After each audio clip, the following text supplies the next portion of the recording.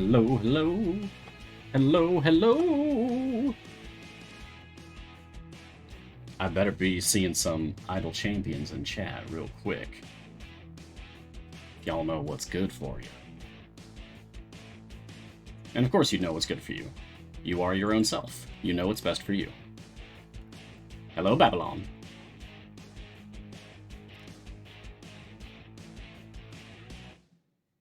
Hello, real JSI.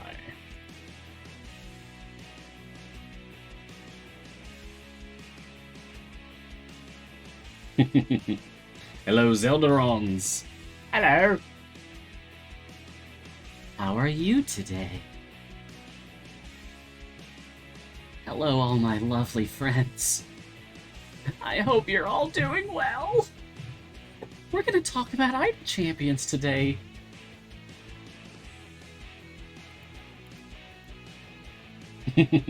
Janiqua. Our Green Paradox. Half B. Hello, hello, hello. All of you. Half B, what's your other half? Is it Red Panda? Is it a D20? Given the emotes you just used in chat? Is it going to be cold today? The ice is nice. I'll say that. Cactus! Hey man. Samara's gonna try to make Robogoblin's head explode? Yeah.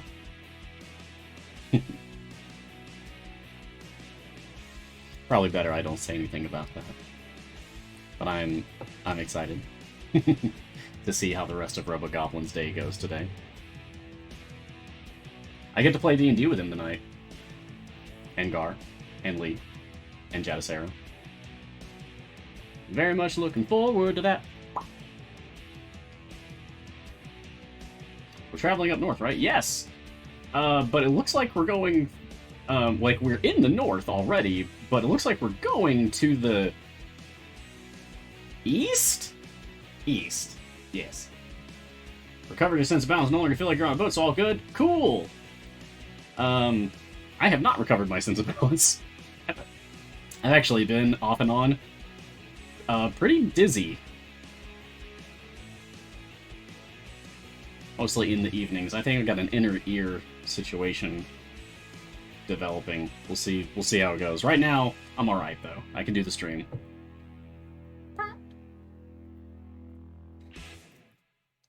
And of course I got Sasha helping me out today, so, you know. Give me your questions. Oh, I almost forgot to get my script up. You'd think after 70 episodes, I'd have, like, all my intro, outro stuff memorized, but I do not. That's what kept me from getting really into theater growing up. Just memory issues. I was great at improv, terrible at following a script. I had to have the script just sitting down in front of me. Cannot memorize it.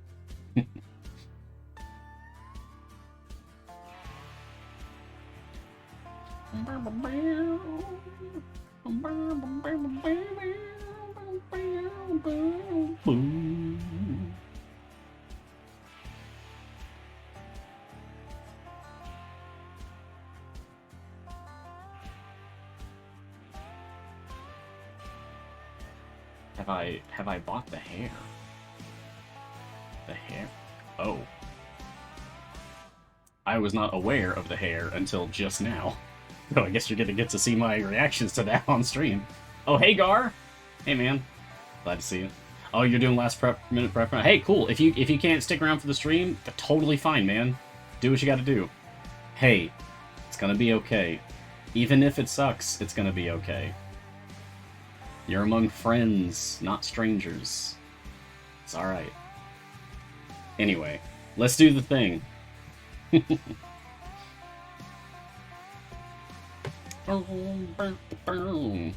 Okay. Greetings, champions! Welcome to Mars Guiding Hand.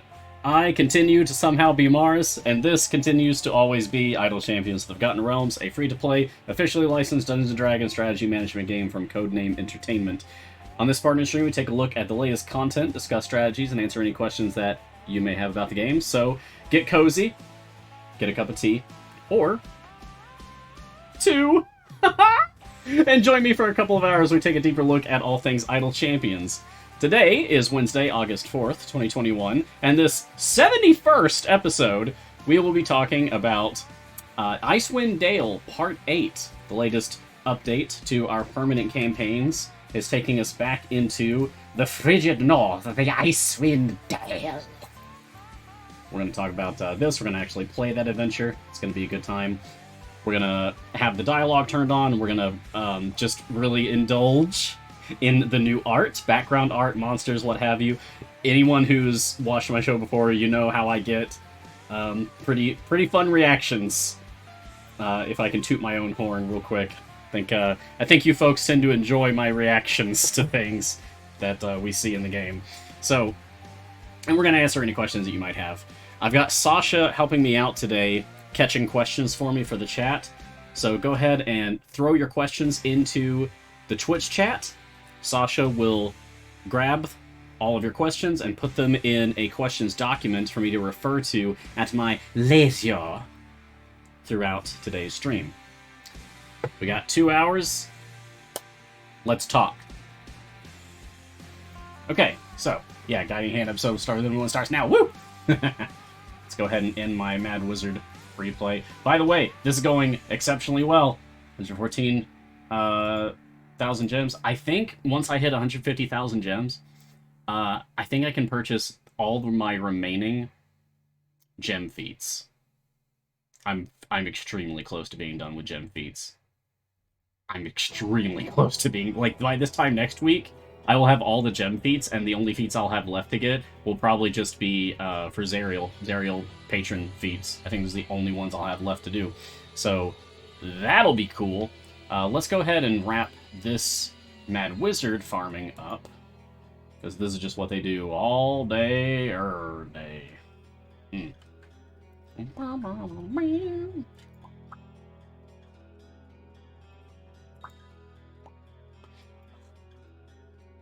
I'm not the only one who gets, like, big Metallica vibes from this particular Bardic Inspiration song, right? I can't be the only one. Oh, what? We have a clip for Hal Chest Code now? Oh, that's great! Nice! When did we get that? That's fantastic! Well done, C&E. Well done. Love that. Okay, so we got The Rite of the Arcane Octad as a new adventure for us over in Icewind Dale.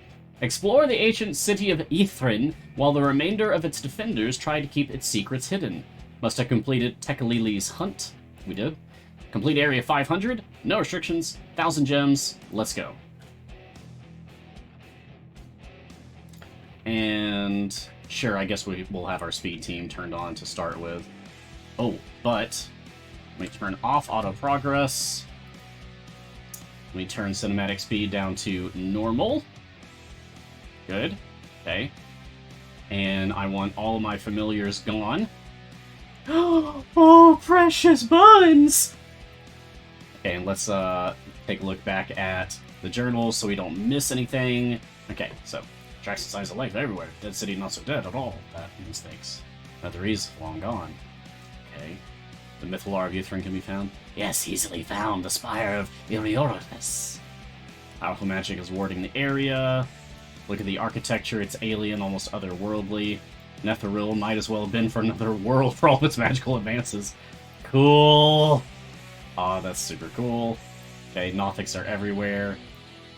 Oh yes, we have Professor Orb assisting us.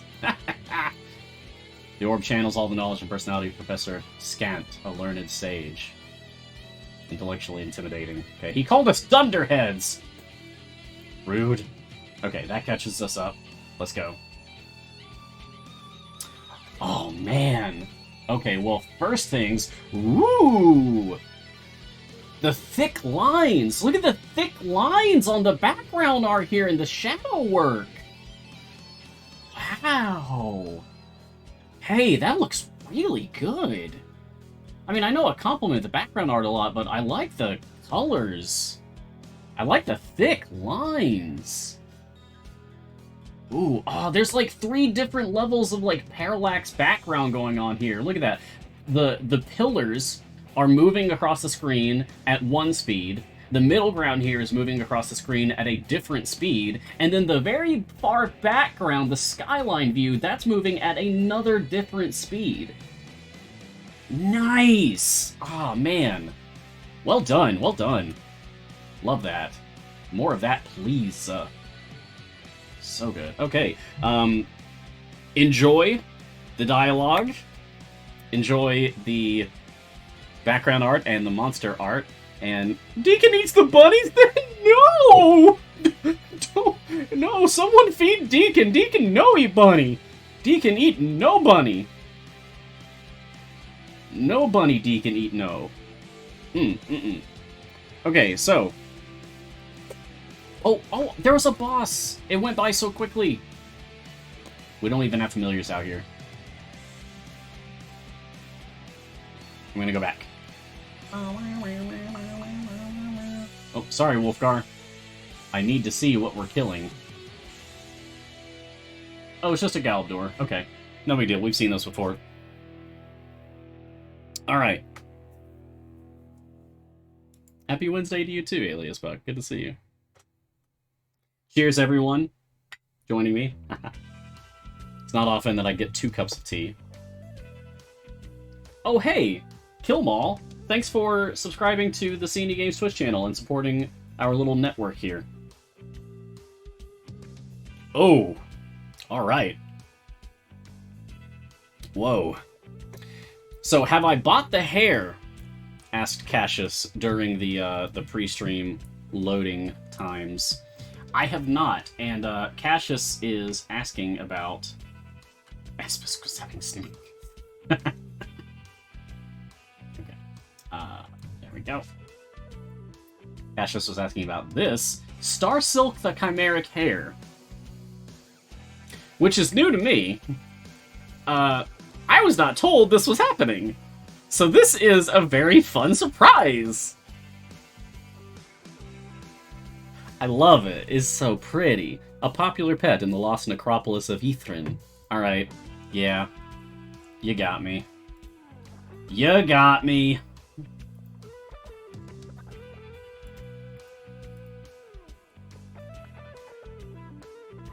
There we go. Give it to me! Yes, good. Is this one of the sketching hour familiars? I don't remember. Maybe. Was that an ice rat? Was that another chimeric creature? Was that an ice rat? Oh, hold on. Go. Stop. Go back. And for that matter... Okay, gelatinous cube. Huh. Yeah, looking like an ice rat. That's really cool. Yeah, Cuddle Guts, I'm playing the new content that just came out today. So, enjoy.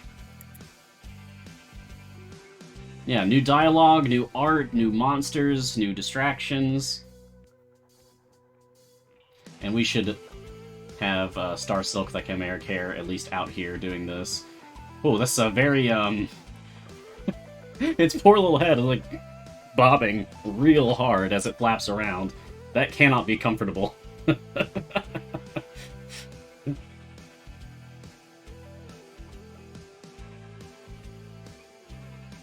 Interesting. How's the game going so fast, Escade? Oh boy, I'm so glad you asked.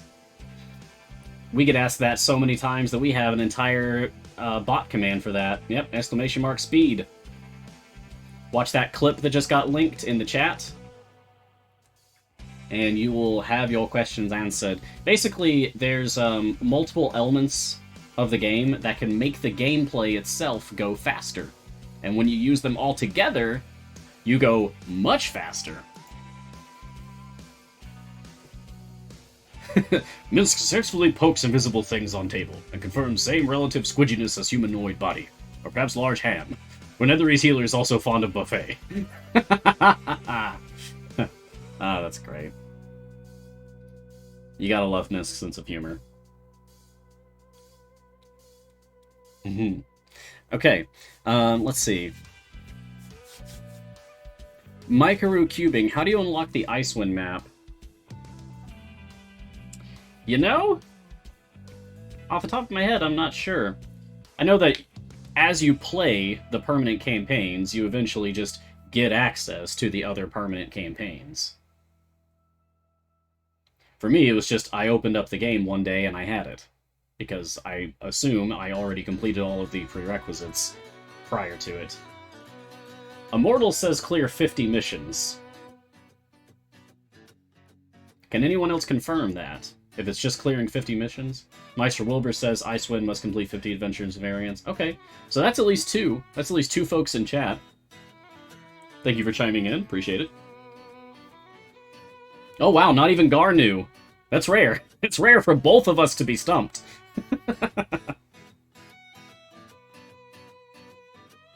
Yeah, Mars on Wednesday. Hello, Irian. Good to see you. Yeah, this is my big show. This is the one that's not on my own channel. The one that I do for Codename Entertainment. Irian's been hanging out at the streams on my own channel. It's nice to see you over here, too. In the moneylender mode, the storyteller Mars. So apparently Mikaru cubing, how do you unlock the Icewind map? It is apparently complete 50 adventures. That is apparently how you do it, according to folks in chat. For myself and Gar, we just had it one day because we've already done those prerequisites before the campaign was ever added. Captain Halsey, do you know of anyone streaming a campaign in the Planescape setting? Specifically one that sigilizes... that utilizes Sigil... Sigilizes? Sigil the City Adores. Captain Halsey, I do not. That's extremely cool. Planescape Torment wasn't my cup of tea, but I respect the heck out of it. It did a lot for the hobby, and for just kind of creating like more awareness of the multiverse concepts within D&D and how cool and fun those can be. The moneylender mood.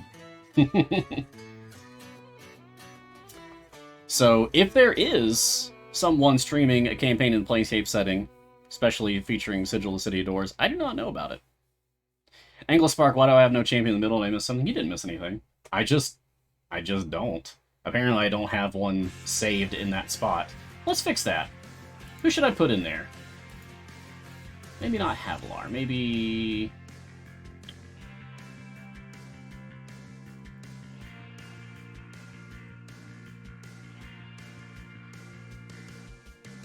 I gotta pay tribute to good old Todd.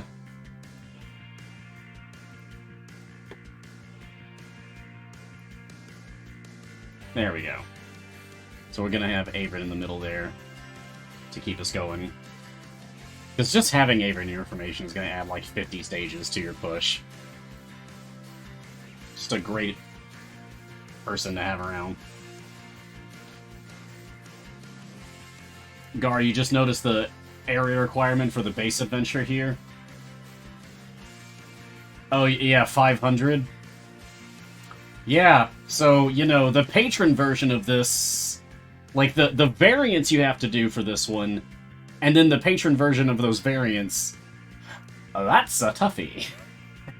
That's gonna be a rough one, guys! that's gonna be a rough one, folks. We're looking at, like, probably 600 plus when you're doing the patron variants of this.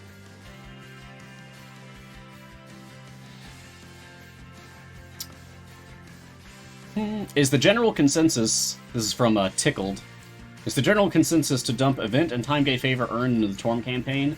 In my experience, in the community for years now, yeah. Once you get your favor up high enough in the other permanent campaigns that you don't feel like you need to put it in those campaigns anymore, your conversions, I mean, then just about all the veteran players I know just dump it all into Torm. Because the Grand Tour of the Sword Coast, aka Torm, that campaign is like the only one that's been confirmed to just like not have an end goal insight as far as like a roadmap or anything goes for development. It's just gonna keep going until the heat death of the multiverse, I must assume.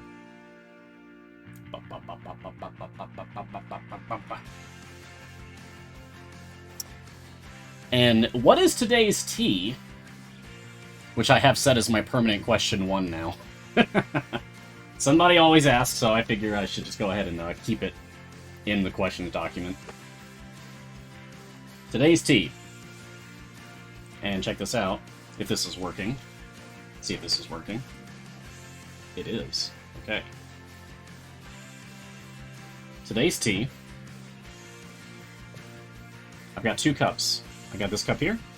I got this cup here. I have a desk cam, by the way. This cup is this one. This cup is this one. So this is Simpson and Vale Edgar Allan Poe's Black Tea Blend, which is black teas, multiple types of black tea, pu'er, lapsang souchong, beetroot, and bergamot oil. I think this is like the darkest dark tea I've ever had in my life. It's, oh. Decadently dark. It's a villain's tea right there. Love it. It's really good. And over here, in my lovely sunflower mug, I have, if the camera will focus, this is from Friday Afternoon, French Cookie, which is like an almond cookie blend. It is absolutely delightful. This is a dessert tea for sure. Alright, so there you go. Those are today's teas. I hope that satisfies. Ooh, look at this forge area, the anvil and the cool hammer. What's going on in here?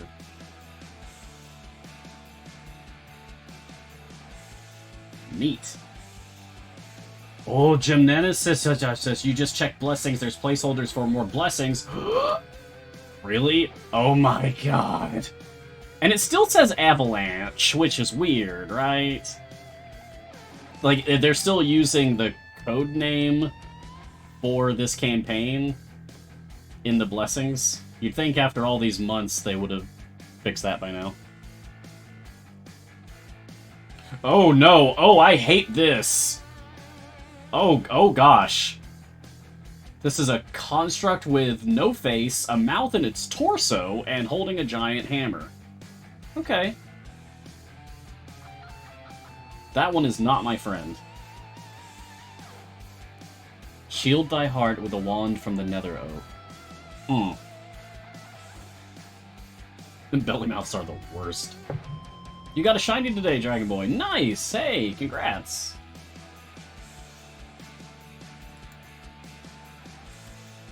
Shinies are always exciting. Well, there's an unpleasant sight, the so-called champions. Oh, yeah. This cool person. A drow. You want a real kicker? A bag of Ceylon and a bag of Earl Grey. Together? Ceylon and Earl Grey together? I would never have thought of that. Worth a shot, I'll try anything once. Did I used to have a longer beard? Yes. Yes, I did. I grew tired of it. This is my, I'd say, like, default look. This was, if I had to pick one of my many, many looks that I've had through all my life, this was probably my favorite. It's what I used back in college. So this is what I've come back to. I need to trim it up a little bit. It's getting a little thick here again. I have to keep it maintained or it'll go like full mountain man beard again. Too big, too burly. Gets in the way. Look, big beards are awesome. I still think that. They're also a pain in the butt. Anything I drink when I've got big beard mode going on, I better use a straw, or I'm gonna have problems. Yeah, there's issues when you've got a big beard. So this feels like, yeah, I've still got it going on, just not too much. Just a good old Drider.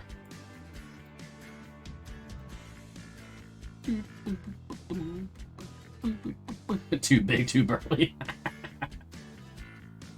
I'm sure Gar knows what I mean. Having a big beard is nice, but it comes with a cost. Too much of a good thing can often be bad. Storm of Wings. Drow have new friends. Doom! Oh, Gargoyles coming up now with the Drow. Okay. Well, they're no match for us. Frango Vitesse. Do familiars die after each adventure? Do you have to purchase them again after starting a new one to summon? No! Oh, good golly, no. That would be terrible. I would take a stand against that. That's terrible. No, Frango. That is not how familiars work. You do not have to purchase them again. Once you have purchased a familiar, you have that familiar forever. You just have to place them again. Like, I just placed Pirate Parrot, aka Triaver. But I didn't have to purchase Pirate Parrot again. I just still had Pirate Parrot.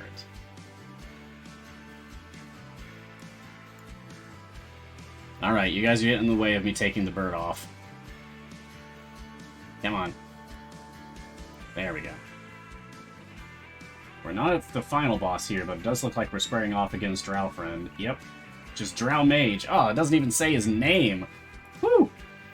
Man, sorry, Yilsebek.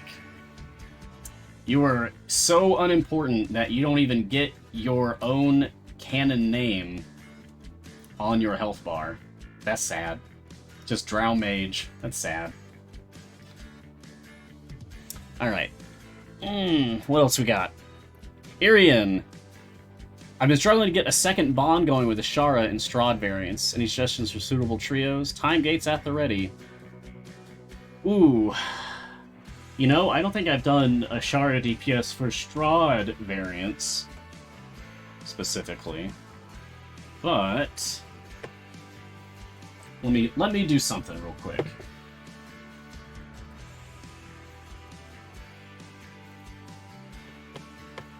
Alright, I'm looking at my own Patron's Visual Aid, which I admit still needs to be updated.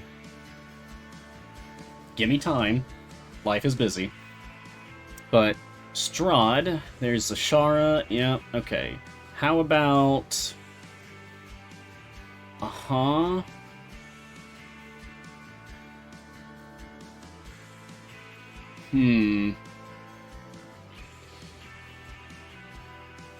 You could try Shortfolk. You could give Shortfolk a shot. Because there's Regis, there's Stokey, there's Zorbu, so there's at least 3 to make up Shortfolk. That might be worth attempting.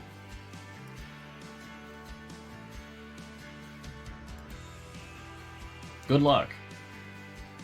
Let me know what you do decide to go with. Yomiya, are the blessings not released? I can't see tier 2 and 3. Yeah, we've been waiting patiently for a long time. Oh, that was the last boss. Looked like just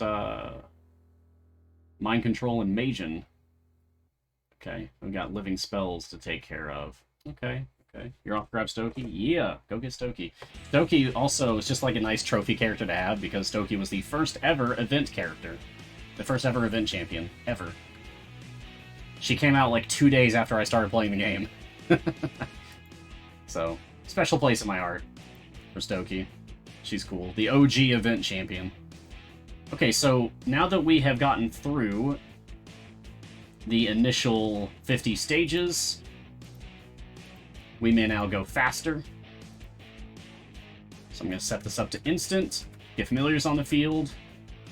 Okay, now we should be able to tear through the rest of this. Post haste! No worries.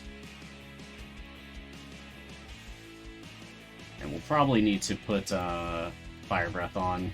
This click damage is going to fall off eventually. Whoa, wait, Count Stex, you said that Grand Tour has a placeholder for Tier 6? What? Okay, now I have to check them all. Okay, Grand Tour. Oh, no! No way! It's been 500 years!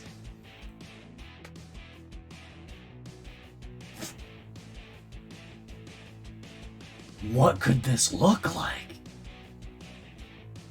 Oh, Gar, do you already know? Because I don't. I stay out of the well of spoilers. I stay out of, data mine stuff and all that, because I want to be surprised, you know, it's more fun that way. What could this be? There's two more Tiers of Blessings for Grand Tour coming up. And another for Tomb of Annihilation, and 2 for Waterdeep Dragon Eyes.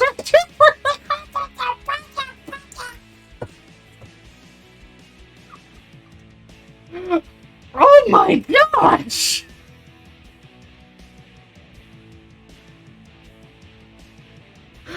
What? I'm lightheaded! Oh!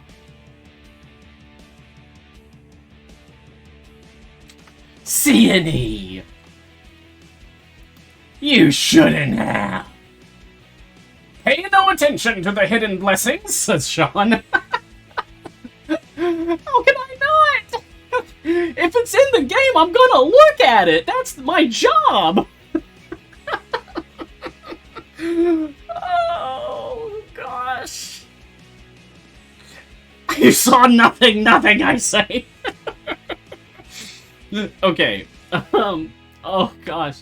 I take that to mean, given Sean's reaction.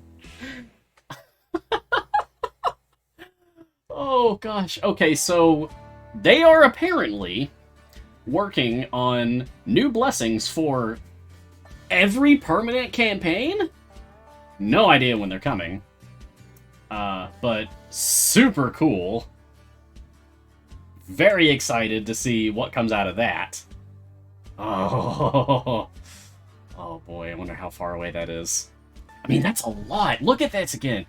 There's 2 more in every single, except Tomb. In every single, not you, permanent campaign. That is so cool. Oh my gosh. I'm gonna have to start putting favor in the other campaigns again. Ooh. Ooh. Oh, I'm getting all tingly just thinking about it. Oh boy. Every single, not you. Yeah. Okay. That's dope. I'm gonna go back to questions. Wow. Okay, alright. So that was Yomiya for question 11. On to question 12. Escade. What do you suggest the new players do first? What's the first big milestone? Oh, that's a good question. So, Escade, welcome to Idle Champions, first of all. Glad that you're with us. Hope that you have a nice time. The advice that I give to new players perennially, like every time this comes up, some people always ask, like, hey, what's like the first thing that you would tell new players? First thing that I would tell new players: join the community. I mean that. Like, I'm not just trying to, like, plug for C&E or whatever. Like, no, like, legitimately, and maybe you folks in chat can back me up, join the community. Because you can ask questions while you're here with me. You can ask questions when you're hanging out with Gar on his stream. But if you're in the Discord, or the subreddit, or even the Steam forums, if you're into that kind of thing, you can ask questions all the time. And there's always going to be friendly folks available to help you out. You can post screenshots of your formations, and we can give you advice on specifically what to change about your formations. You're stuck on a boss? Cool. Tell us. We can give you tips on how to beat that boss. Join the community. You won't regret it. Get on the Discord. Discord.gg/idlechampions. !Discord in the chat to get a link. The champions underscore Reddit command also works to get you a link to the subreddit. Thank you, Jay, for that. And for also getting the socials posted, Jay. Thank you. Yeah, it's great. The community really is top-notch. And the second thing is that I would say always, just have fun. It's a video game! There's going to be people out there that tell you what you're doing wrong, that you're not playing the game right, and those people are in need of maybe readjustment of their perspective on what it is that they're spending their time on. This is a video game. It is meant to have fun with. If you are having fun with it, awesome. Then you're not doing anything wrong. If someone else's definition of fun doesn't match your definition of fun, maybe just let them have fun, instead of trying to correct their fun. That's how I feel about that. So, new players, just enjoy yourselves. Spend, like, the first, let's say, 3 days. Just play the game. Just play the game. Do what you want. Feel out what is good for you and what is bad for you. Like, what are you struggling with? And then come to the community and say, like, hey guys, I just started playing like a few days ago, and I'm really enjoying the game. I really like this character and this character. I don't really like this character, though, but that's alright, because there's other characters. There's over 80 characters. Coming up on 90 soon, actually. And I'm struggling with this part of the game. Can you help me, please? Someone will help you. Given that we have thousands of people over on the Discord, someone, at the very least me, or like another moderator, or one of the admins themselves, they're on there too. It's the official Discord. Someone will help you. So, have fun, join the community. That's my top 2 tips. Top 2 tips. Oh, I like that. Top 2 tips for new players for Idle Champions of the Forgotten Realms. Kitty Maj, you're a new player as well. Welcome. Cheers. Get yourself a cup of tea and join me. Delicious. Actually. Oh, the longer that steeps, the better that gets.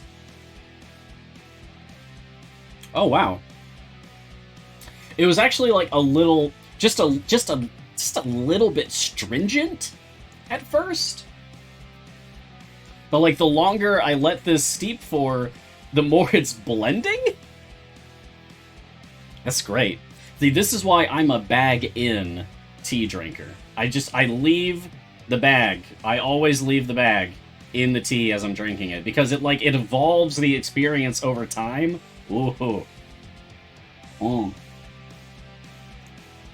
Wow, that's actually really good. Micro cubing, what do you think I spent my first 10,000 earned gems on? Wow! That's a lot. You've saved up a lot already. That's fantastic. Garwar and I, once upon a time, collaborated on a resource called the Gems Visual Aid, or GVA for short. Exclamation mark GVA in chat will get you a link to that. And that's basically an introductory guide to spending gems to help you get your head on straight about how to make those decisions for yourself. So I hope that helps you. It's still pretty accurate. Like, we talk about it sometimes, and some things need to change, like the mage hand price needs to be adjusted on that visual aid, but for the most part, we still agree on the general outline of that guide.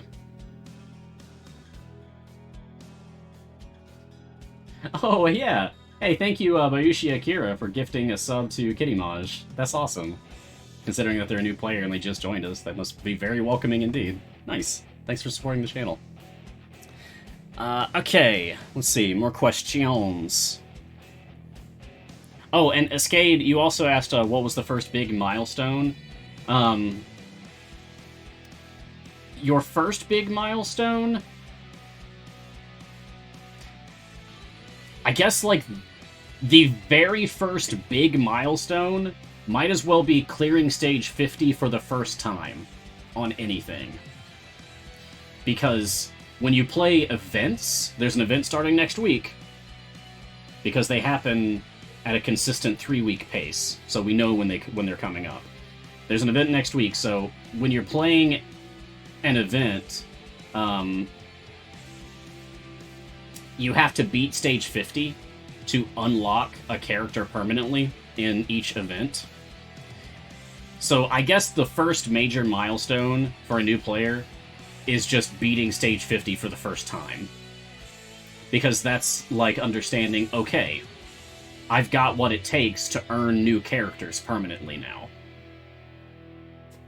There you go. So that'll be my answer. First time you beat stage 50. That's definitely a milestone. Because it implies a lot of good stuff for you for events for the future. And time gates. Luriala, doing Split the Party 2. Somewhere around stage 35-ish, gold find shot up dramatically. And now I hit max level of the campaigns, but I can't get past stage 50. Even with some strength potions. Suggestion. Okay, well that's weird that your gold find shot up. Huh. Okay, that must have been a bug or something. But now you can't get past stage 50 even with some strength potions. Suggestions. Ah.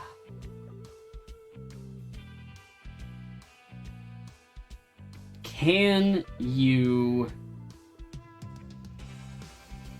I mean, you can't just do debuff swapping. That doesn't work in Split the Party. Aluriala, get on the Discord, go in the Formations channel, show us a screenshot of your formation. If you can do that. If you can take a screenshot of your formation, or somehow otherwise post what your formation is exactly, then maybe we can give you some specific tips on, like, maybe you can move some folks around for a slight edge. Like, you just need to beat the final stage, right? You're at stage 50. If you just need to get to one more boss, if that's all you need, we might be able to help you shuffle things around to pump out a little bit more DPS to get it done. Yeah. Remember, you can also over-level. You can intentionally level people past their capstone. Yeah, but get on there. Formations channel on the Discord. Tell us what you got and we'll help you out. Tell them I sent you. Escade24, as a new player, should I do free play at all, or focus on completing as many adventures as possible? So free plays are great for getting your favor up, because variants of adventures are going to give you more rewards, like gems and stuff, but they put restrictions on you, right?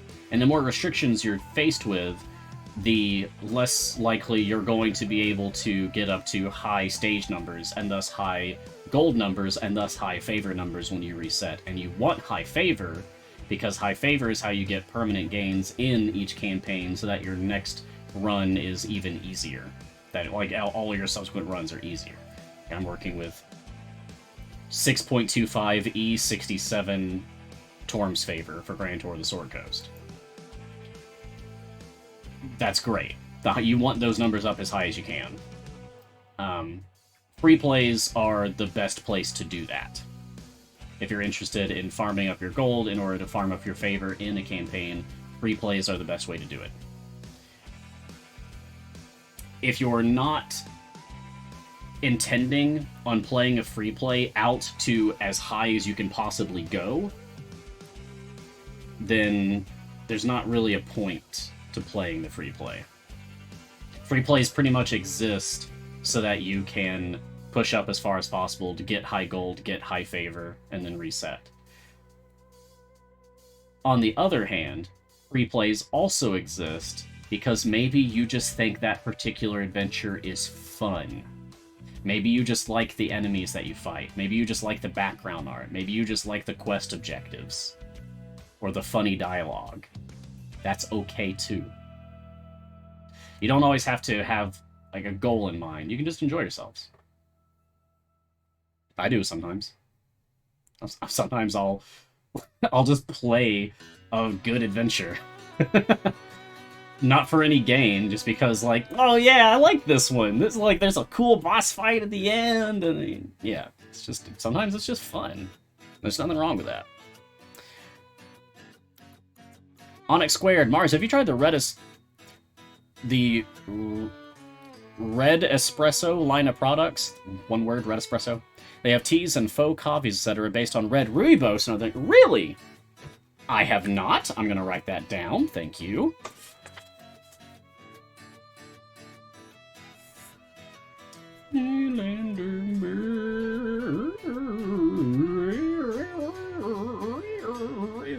I always butcher Moneylender Mert, and I'm sorry. It's fun. It's fun.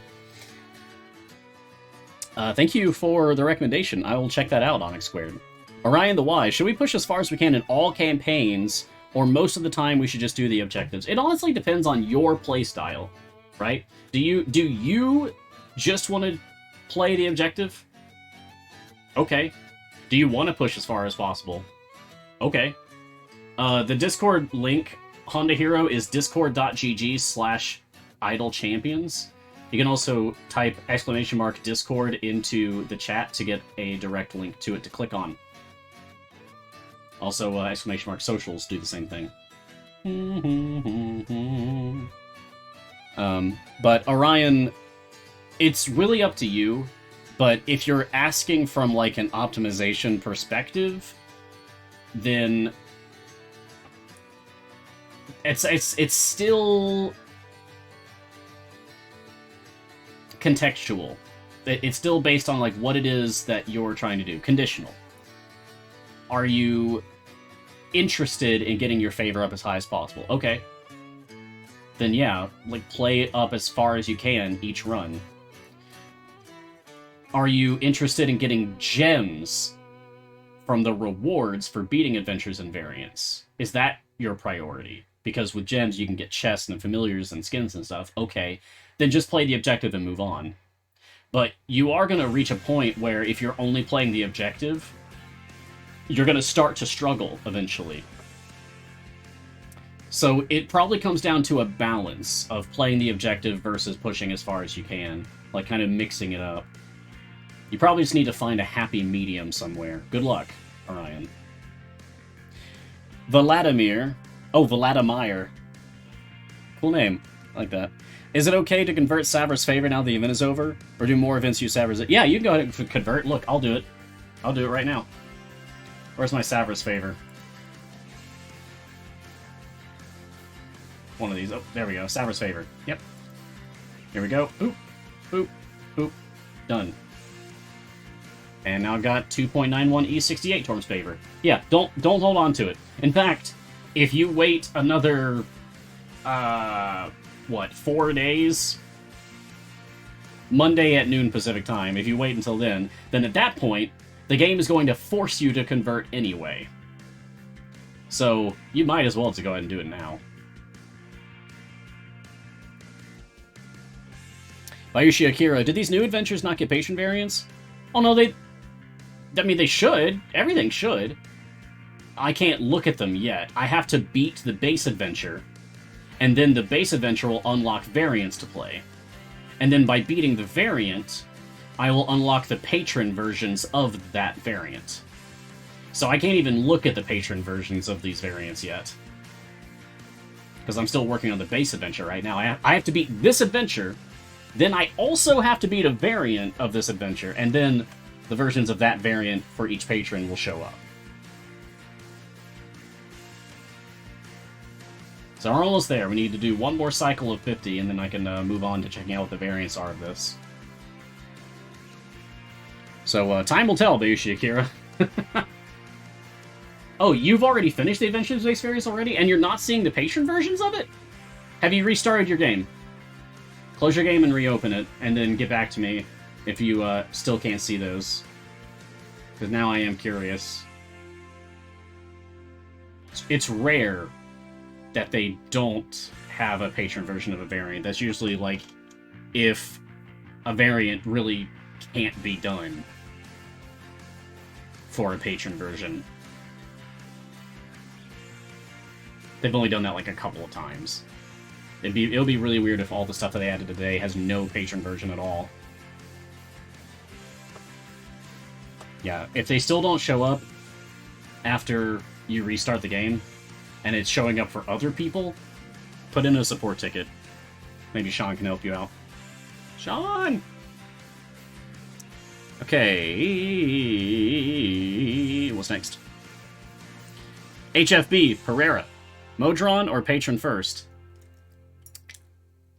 That's tough. That's tough, because there's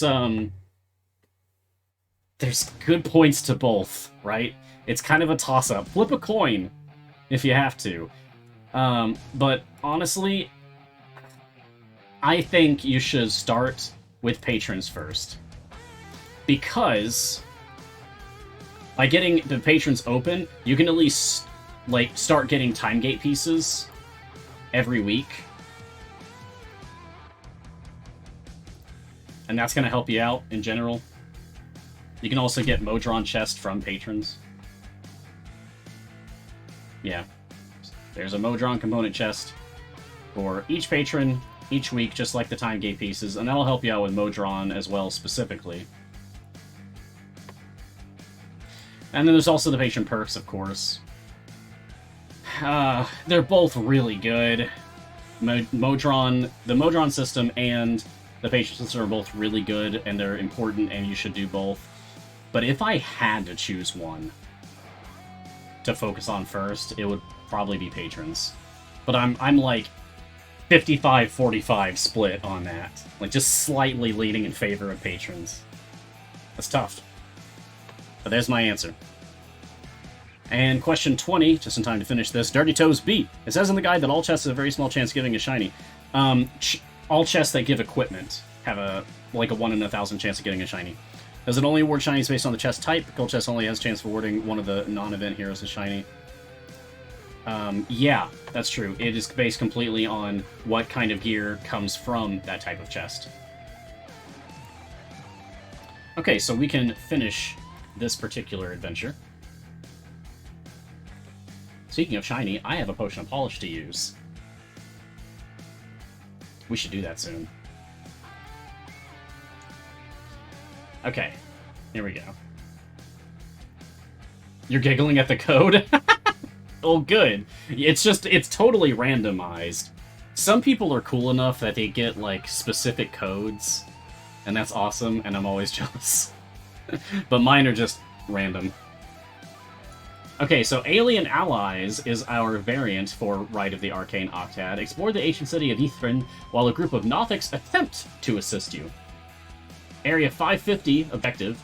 Aspix the Nothic accompanies the formation, quietly borrowing a portion of your loot. Gold fine introduced by 99%. Okay, that's not so bad. That's not so bad. This could be a lot worse. Takes up 1 spot in the formation, and gold fine reduced 99%. That could be a lot worse. I did have special codes for my D&D streams, yes. And they've done cool special codes for me before. Like, I'll never forget. They did a special code for my birthday. That was really nice. I'll never forget. That made me so happy. The Netherese Necropolis is our next base adventure. Search the city for more Arcane Octad clues while learning more about the destruction of Ythrin. Okay, this is Area 525. Oh boy, so if we get started now, we should be able to do it. Yeesh. Here we go. Because you know I gotta play for the new art.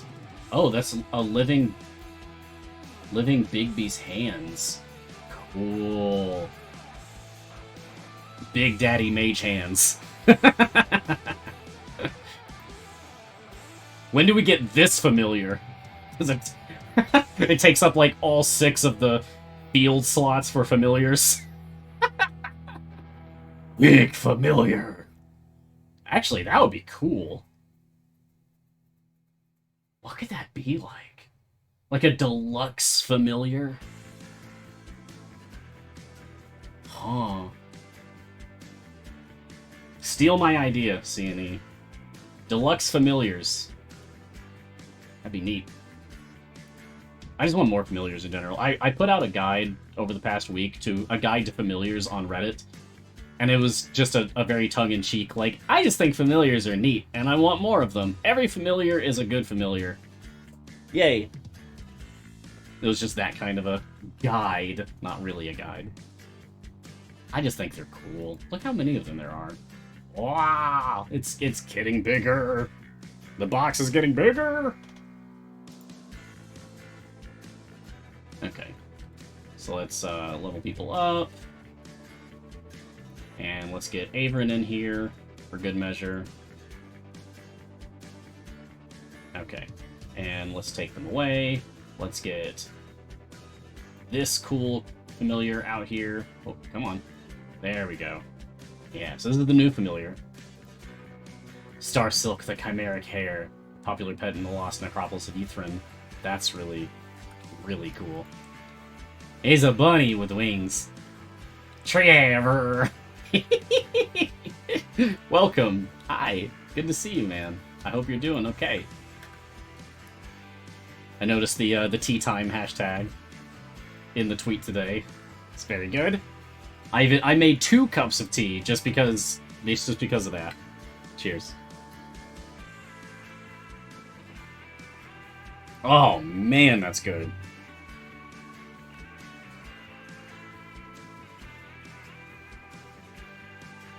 Wow. Well, I'm definitely getting that again. I have an Edgar Allan Poe black tea, like the blackest black tea I've ever had. It's very good. Black tea, pu'er, lapsang souchong, beetroot, and bergamot oil. Whew! Is good. And I have a French cookie from Friday afternoon. So, shout out to Friday. It was also within the D&D sphere.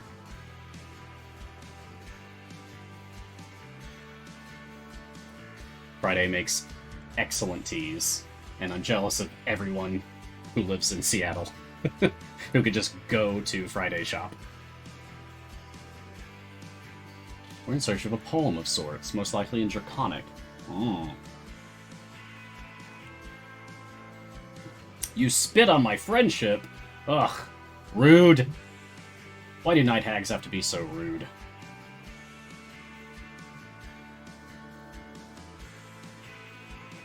I don't want to miss what's going on in the story here. And any potential new art. How's the update going so far? It's cool.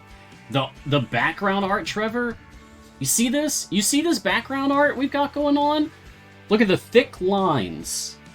Look at the colors that are at play here. Look at the 3 different speeds of things moving in the background. There's like the foreground, midground, and background here, right?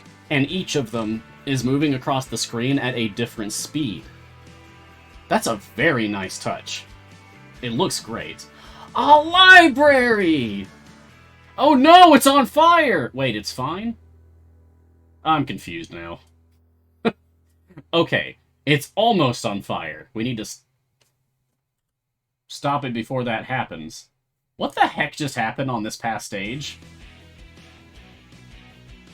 We killed 1 enemy and instantly completed the goal. Okay. Big Fire Elemental? Yeah, okay, we've seen that one before. Nice. Thick Elemental.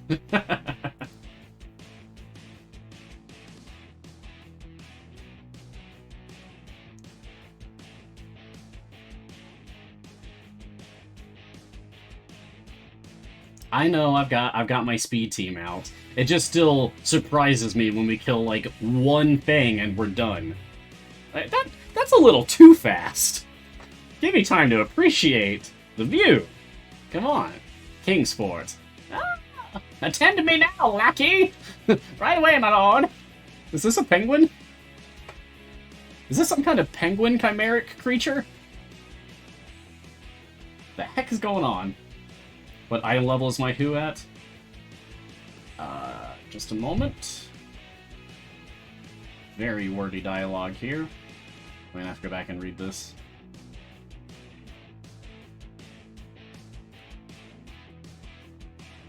Okay. My Human is at 253, 238, 185, 153, 228, 146. Those are the item levels that we're working with here. There you go.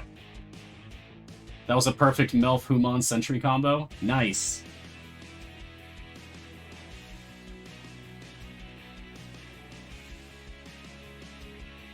Yeah, I don't have, like, monstrously high item levels on my speed characters. I did get very lucky. Last night, I noticed that I had a wild offer for the much sought-after Slot 4 Briv Golden Epic.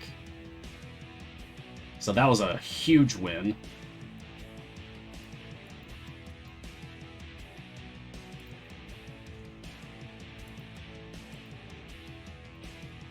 There we go.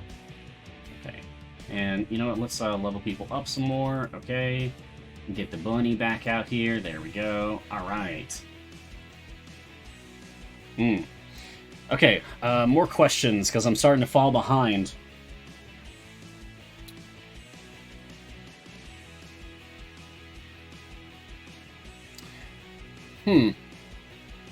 Kitty Maj, why some boss bags appear open after defeating them? I could not find anything about it on the wikis of the Reddit. You always open boss bags. Like, when you kill a boss, they always drop a boss bag the first time that you kill a boss on each run. Hold on, this is more important. Get out of the way, dialogue. Yeah, we get it. There's a tree ant. Avron's talking too. Great, cool.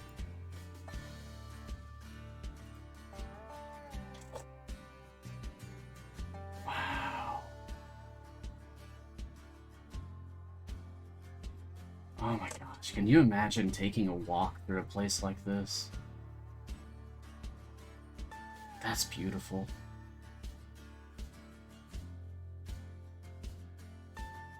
That is so beautiful.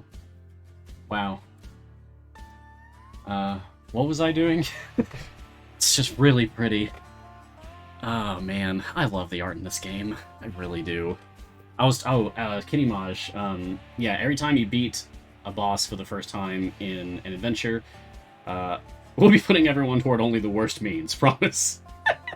It's nice to have Avron dialogue. It's been a long time waiting for that. Okay. Yeah.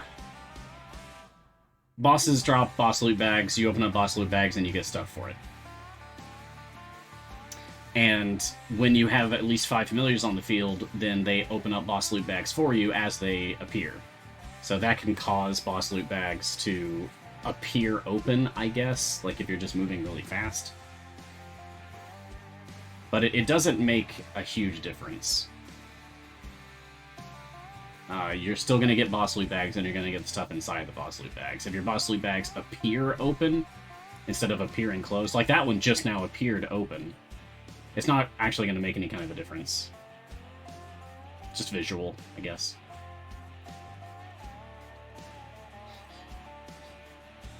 So I think we were just pretending to be evil, thanks to Avron and his trickery, and it just didn't pan out. Wow. Even Dadius has dialogue in here. Everybody's getting a hand on the ball for the storyline in this adventure. Jeez. Okay. Insomniac68, I've been having an issue past few days for familiars reset when changing parties. Any idea why? Oh, yeah. That's been like an ongoing struggle. I see people complain about a lot, and I've experienced myself as well. There's something wacky is going on with the interaction between familiars and multi-party mode. And it's always been like this. Sometimes it works out perfectly, and other times it just doesn't. Your mileage may vary. I wish I could give you a straight answer for that, but I am just as much questioning it as you, trust me. It'd be nice if things just worked, but, I mean, that's something that we presume the devs are always working toward, is making things just work. Yeah, it's definitely not just you, Insomniac. Yeah, get in here. Which reminds me, I haven't gotten my own chess code yet. I mean, it would be ridiculous of them to not be working on fixing things, right? It's their video game. They make a living off of this. They want it to work, so they're going to be working on making it work. It's just that, you know, there's a lot of balls to juggle all at once. So they have to prioritize things. Oh, that's right. As of hearing Jason Charles Miller's song about Minsk and Boo singing the blues, I'm just always going to imagine Boo's dialogue. It just has this deep, sultry blues singer voice. Squeak. Oh, Gar asked me a question. Oh, good. Sasha grabbed it as well, but I wasn't sure if Sasha would. So, Mars, in tonight's D&D session, what's the worst thing you can imagine happening? Not asking for any reason or anything. You want in character or out of character? I mean, out of character is like someone is made so uncomfortable and upset that they get up and leave the table. That's happened to me before as a DM. I've also been that player before for another DM. Things happen. And it sucks. But, you know, it's always a learning moment about boundaries and making people happy and making a safe space. It's a lot of work learning to be a good DM, and it never stops. There's always another lesson to be learned. There's always another skill to develop. Cool trees. There's always cool trees. Worst thing in character? You'd have to try pretty hard. You'd have to try pretty hard to make like a worst thing in character, because if you even if you started the entire campaign tonight, Gar, saying all of you died, I'd be like, okay, what happens next? Because to me, character death is an evolution of the story, and not the end of the story. You've totally started a game with that? Nice, Trevor. It's, you know, it's tricky, though, because you have to be absolutely dead certain that everyone in your group would be cool with it. Because some people can get really fired up about character death. You have to make sure that everyone is on board with that kind of thing before you pull that trigger. I'm fine with it, as long as it contributes to the narrative. Pointless character death, that I take umbrage with, because that just feels like bad writing. That's just bad writing. That's not fun. But if it adds to the story, awesome. Okay, next. Tickled. Does over-upgrading the characters do anything? Yes, it does two things. If you over-level your dedicated DPS character, you're going to see a very slight, I mean minuscule, but present increase in your overall DPS. You might get E1 damage increase, E2 at the most out of it, but certainly not more than that. If you overlevel any character, if they are damaged, they become healed. So, that can be a nice little trick, little pro tip, if you're trying to keep your tanks alive at high level gameplay. You can overlevel them to keep them healed in the middle of a boss fight. Of course, that only works so many times before you can't level them up anymore because you don't have enough gold to pay for the next level up. So you gotta be careful about it. But it can be useful sometimes. Klepto, after unlocking new champion, does it make a difference to collect and open silver chest first, then pop the gold chest, or is RNG the same? And I mean, it depends on who you ask, honestly. People have different strategies that they abide by for opening up chests. I open up... If I have multiple silvers and multiple golds in my inventory, I'll open up the silvers first, and then I'll open up the golds. But when I get a new event champion, for example, I pretty much just immediately open 50 Electrum chests. I mean, you'll see me do it next week. I'll get whoever the new character is, and then I'll open up 50 Electrum chests and gear them up. But some people think that you should always do silvers, and then you should always do golds, and then you should do Electrums to fill in any gaps. It depends on who you ask. For me, I do 50 Electrums, and then just silvers and golds as I get them, and I don't think about it too hard. That being said, I have a certain reputation for being obscenely fortunate in this game. I have hashtag streamer luck. I am hashtag blessed. However you want to describe it, Mars luck is real. Squeak.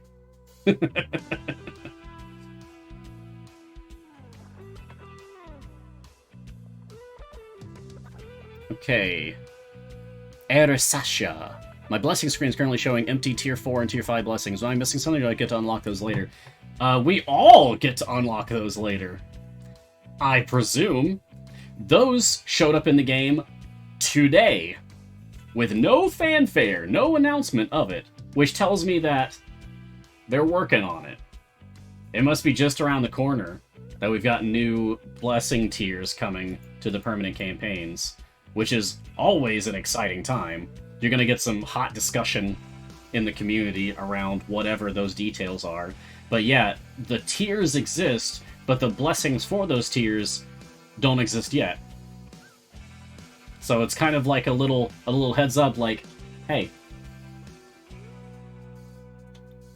don't tell anybody I told you, but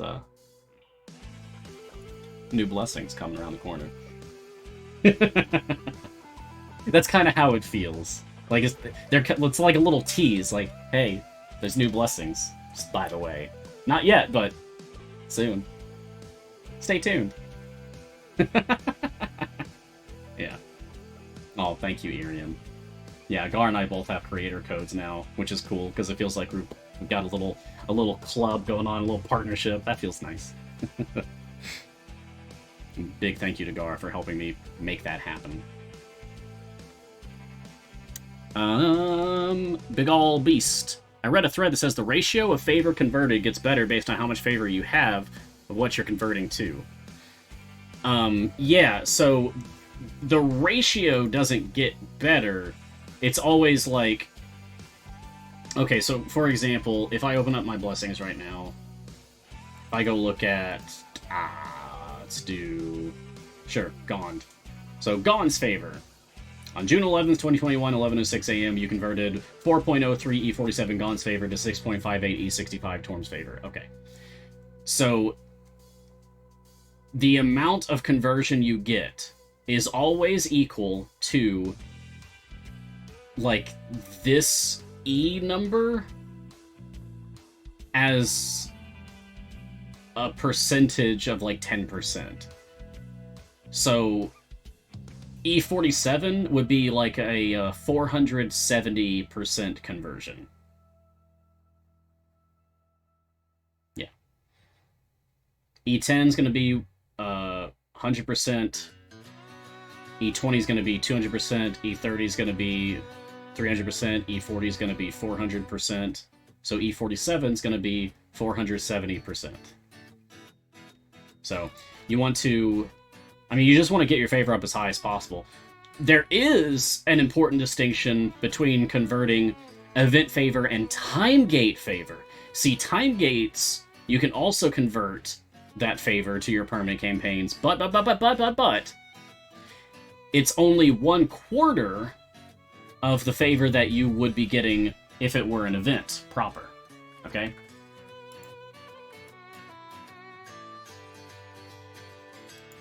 Alright, let me go fast.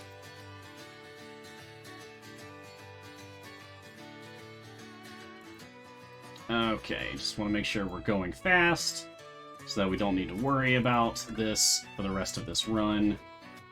There we go. Okay.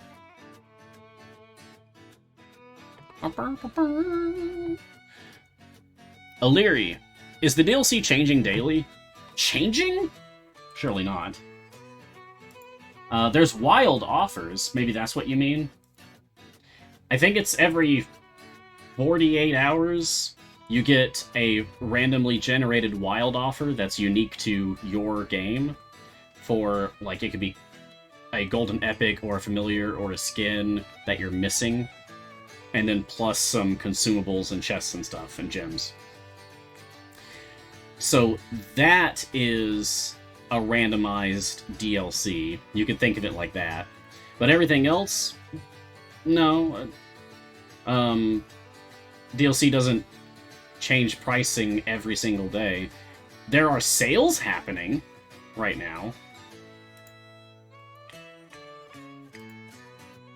In fact, let me open up the store page for Idle Champions and see what's the current sales.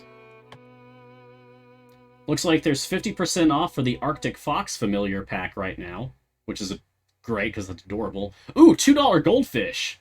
Nice! 60% off for Xanathar's Goldfish. So if you want a Familiar for $2, you can get Silgar, the Goldfish. It's a good one. That would be... Oh, where is he? There we go. This little guy. Yeah, you can get this sweet Goldfish Familiar for $2 right now. Easy. And you can get the Fox as well, so you might as well put that one out. There you go. See, these two Familiars are currently on sale. But yeah, I suppose just check back periodically, check back every day for a while. Because there are sales happening and those are changing. But like normally, like under normal circumstances, things aren't changing in price like every single day. Billiam, if wild offers are customized, why do mine always include hero pushes when I never use them? I don't know what to tell you. You're not the only one. I know, like, some people just get bad luck of having, like, the same things generated constantly, but it really is just randomized. Kitty Maj, what's patrons? Ooh, so patrons are kind of a mid-game to late-game sort of alternate game mode that you unlock. They're over here, patrons. Click on that button to activate it. And at first you'll just see, like, Mert the Moneylender, Vajra Safar, Darvan Zarevich, Zerial. And they'll just be, like, unlock requirements. There might be a cost, like giving them a certain amount of chests, or gems, or time gate pieces. And once you have fulfilled the opening requirements for a patron, then you can start working for them. Sometimes we call it doing chores for Mom, Dad, Uncle Strahd, and Aunt Zerial. Our little familiars, our family. We have to do chores for the fam, so they'll give us allowance. And then we spend our allowance on items from their own shops. It's a great way to get some... it's a great way to get skins, feats, golden epic items, potions of polish. Patron chests are useful. It's kind of a different version of event chests, sort of. Yeah, patrons are definitely worth it. It's like a whole subsystem of the game that opens up a lot of replayability. Like, a lot of replayability, okay? Because each patron basically multiplies the amount of content in the game. It's like plus 100% adventure content to play through per patron. And it's definitely worth doing. Like, you actually get a lot out of engaging with the patron system. How do you get the familiar button to show microcubing? The familiar formation button. Do you mean this? You just have to click on the familiars button to check out what all familiars you have. But if you mean your familiar formations are actually saved as part of your saved champion formations. So like how this one in the bottom left, it says 17 out of 53 familiars assigned.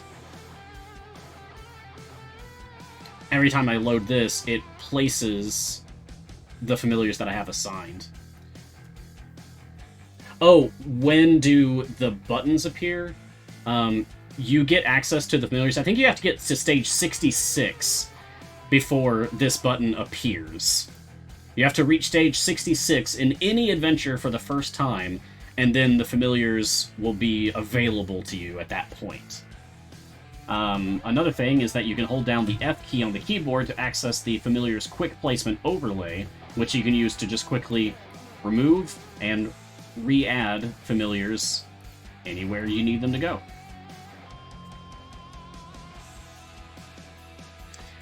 And microcubiting a familiar do anything when you put it in that horizontal slot. Ah, the one that's above my ultimates? Yes, they will... This is called the roaming ultimate bar. It causes up to 4 familiars that you can place on this bar to just wander around, and every 30 seconds, each of those familiars will choose a random available ultimate to activate. So that's what that long horizontal bar is for. It's also just cute if you just want to see them walking around. That's the real reason I put them there, personally. I don't really care about them using ultimates, I just want to see them move, because it's fun. Okay, that brings us up to question 30, so I'm going to take a small break from the questions for a bit. So how are you guys doing? How did your Midsummer event go, in the end? How'd your Eliwix turn out? Let me show you mine. Here's my Ellie. Ellie, 63 Morning Mist Blue, 89 Feywild Blade Purple, 95 Night Card Blue, 77 Fancy Coat Purple, 102 Pixie Purple, and 87 Collection Purple. So, pretty good. 4 out of 6 epics? Good. So, it went well for me. I hope that you had a nice week, regardless of how your event went. And if you're a new player, of course, welcome, and hope to see you around again. I do this show every Wednesday, right here on this channel, same time, every week. Sometimes I get bonus episodes, and that's nice. But, yeah, it's been nice. It's always a good time meeting new players and greeting the old. One is silver, the other's gold. And one is shiny. The Potion of Polish in my inventory, that's shiny. Let's do it. Can we get predictions in the chat? Oh, let me show you. This is what I'm working with. So it's going to land on someone who has at least one open shiny slot. That could be Cthulhu, Turiel, Saspia, Esmeralda, Orkira, Regis, Donar, Korth, Krydal, Talon, and so on. So, it's not going to be Delana. If you're saying Delana, you're wasting your guess. Predictions in chat. What's the Potion of Polish going to land on? I'm closing my eyes and clicking the button.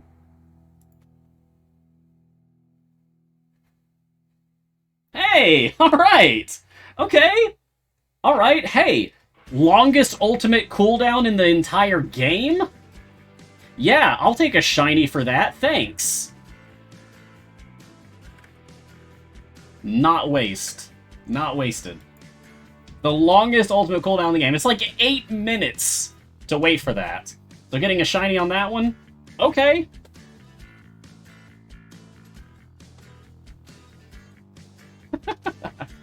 That was Blanya. AKA Satine Phoenix. A well-known face and name in the D&D sphere online. She's super cool. She does amazing work. Supports good causes, all that stuff. She's great. A premium follow on social medias, for sure. Satine's awesome. She gave me tips on using wigs and keeping my voice sounding good on streams. She's great.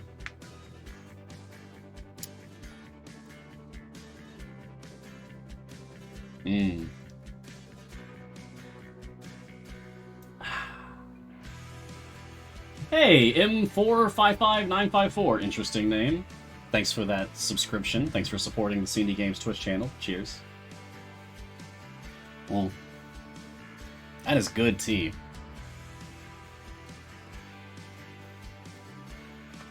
Another! I would never. I would never destroy this mug intentionally. But if I ever did, accidentally, I actually have backups of this exact mug. Since I use it so often, I have multiple backups of this mug.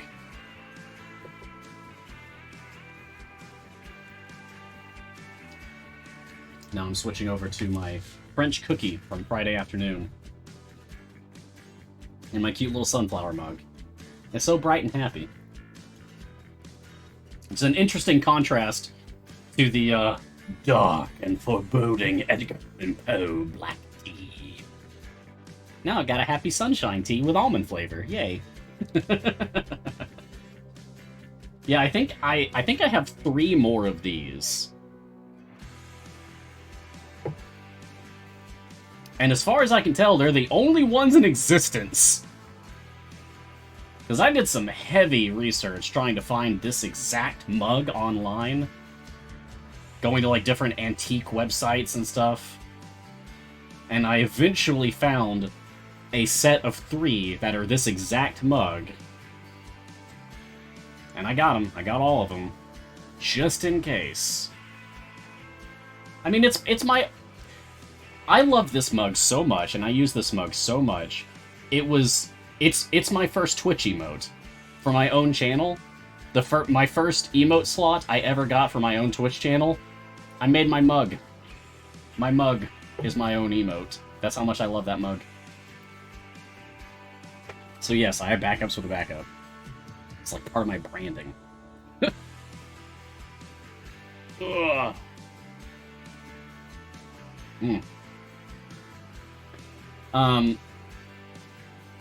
This mug is like a father to me. No, I wouldn't marry it. I already have plans for that.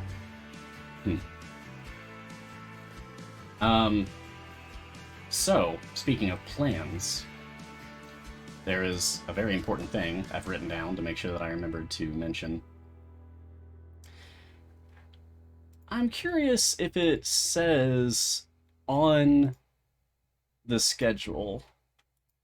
Oh, it does! Excellent! So, anyone who may have been paying attention to the Discord yesterday would have seen Trevor posted schedule, which mentions that for Thursday, August 5th, which is tomorrow, there's Crusaders Weekly from 10 to 11 Pacific, and there's Developer Insights from 2 p.m. to 3 p.m. Pacific, but sandwiched in between the two of those is something new, something special.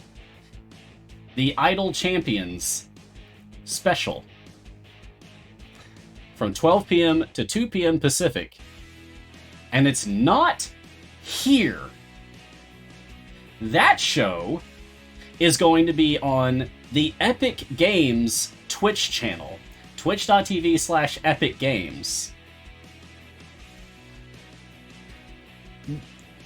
So that's new. That's very interesting, I'd say. That's never happened before. I appreciate Gar's hype in the chat, too. Yeah, there's a special event happening on stream tomorrow from 12 to 2 Pacific time, and it's not on this channel.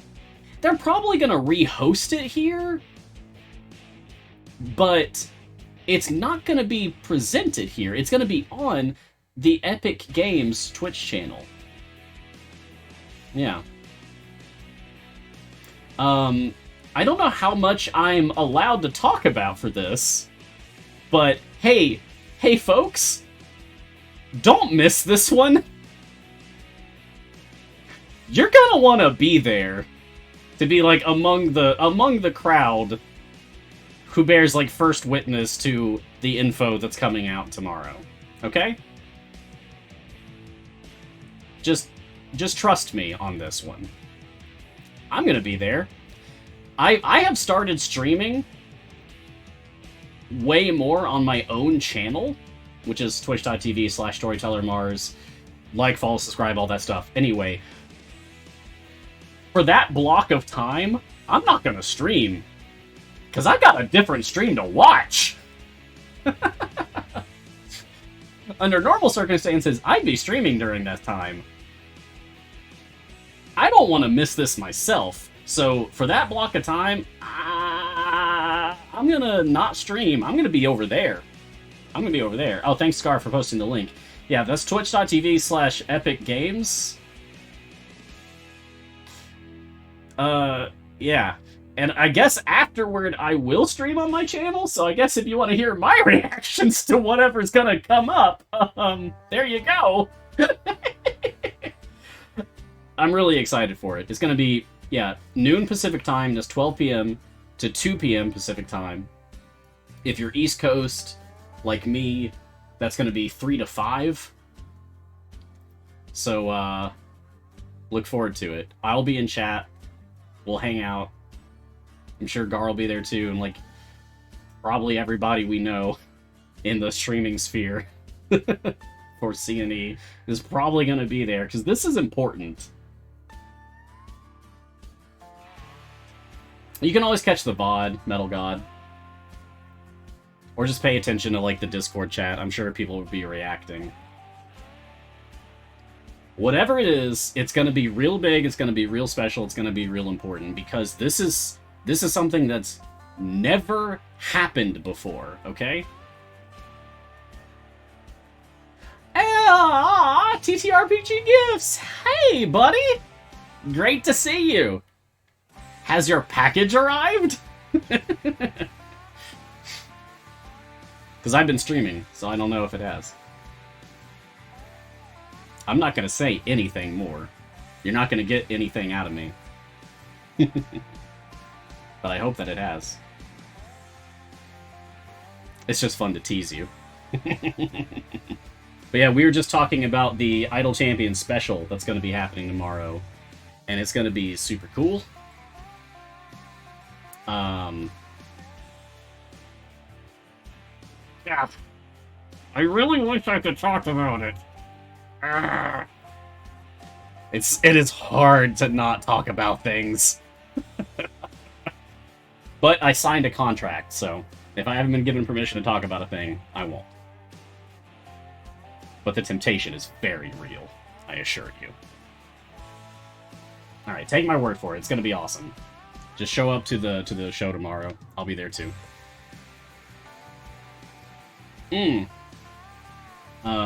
Oh, and speaking of Idle Champion shows, since I also just mentioned that I'm streaming again, I brought back Mars on Monday. I don't think I've mentioned it here yet until now, but I brought back Mars on Monday. If you are like an ancient fan of Mars Guiding Hand, then you might remember that before Mars Guiding Hand was Mars Guiding Hand, it was a show on my own channel called Mars on Monday. I brought that back because I always feel bad about all the extra questions that I don't have enough time to tackle on Guiding Hand. So I started up, I relaunched Mars on Monday so that I can just answer more questions for you guys. Because we also don't have apparently anything going on Mondays on the CNE Games channel right now. So I figured, like, well, I won't be stepping on anyone's toes this way. Yeah. Yeah, Developer Insights right after the special should be very interesting. I agree, Our Green Paradox. Because they're probably going to get a lot of questions. I might even be asking questions.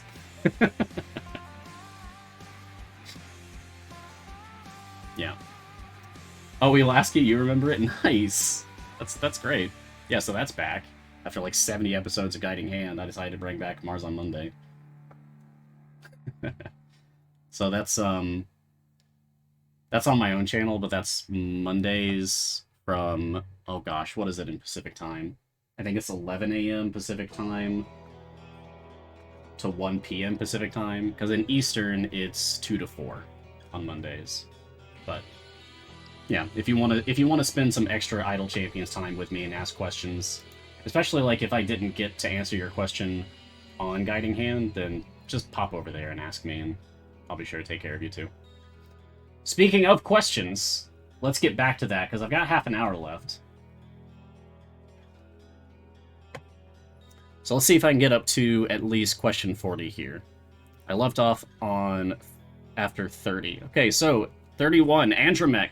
Do shinies from chests only appear for Evergreen Champions? Depends on the chest.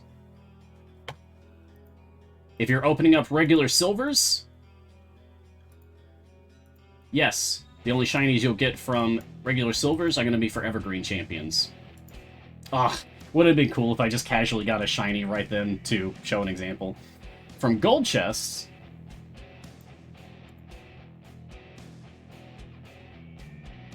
you'll also only get shinies for Evergreen Champions, because the only gear that you get from gold chest and silver chest is for Evergreen Champions.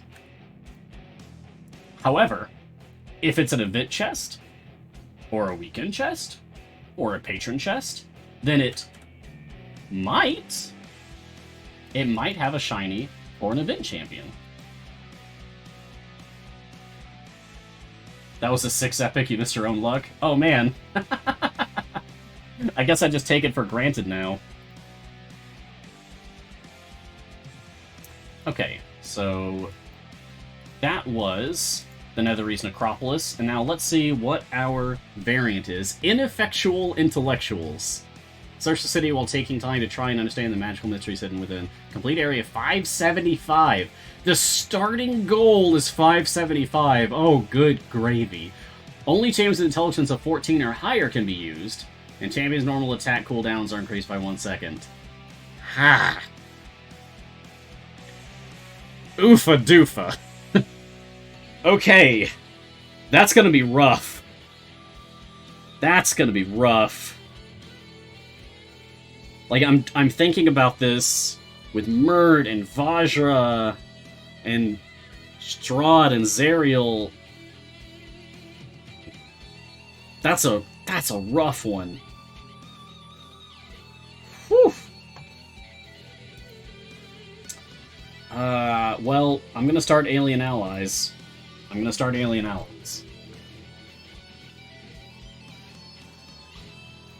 Because I need to get these variants done so that I can then...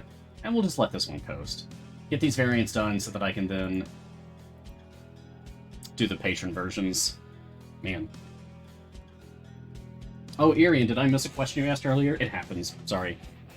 If I miss your question, just ask it again.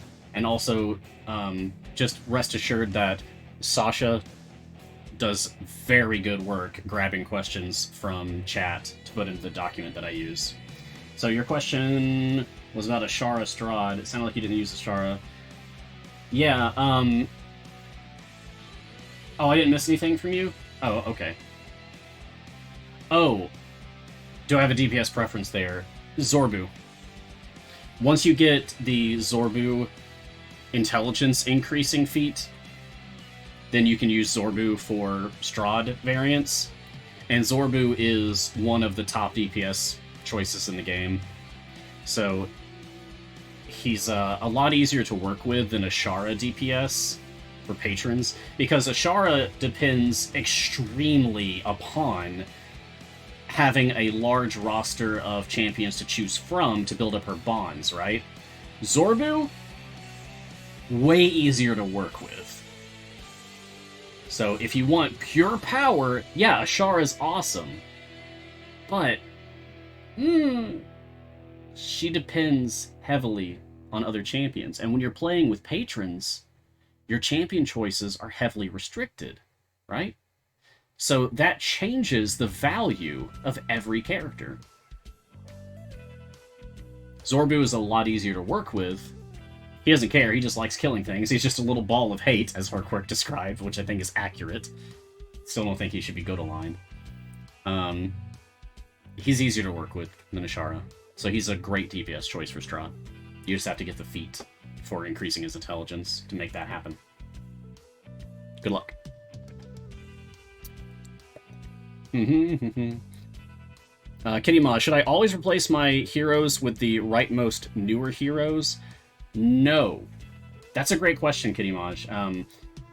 The value of each champion is going to depend on the context that you're using them in. Champions affect one another, right?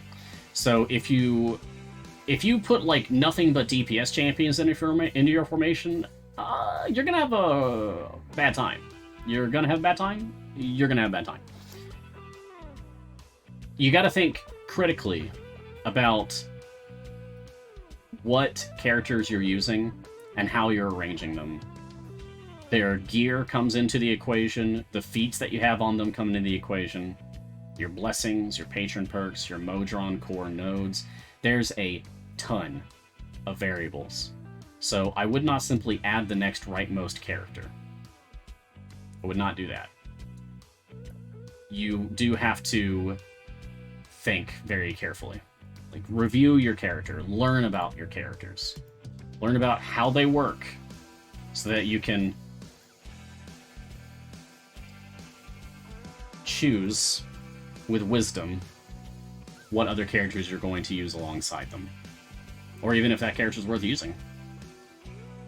Some characters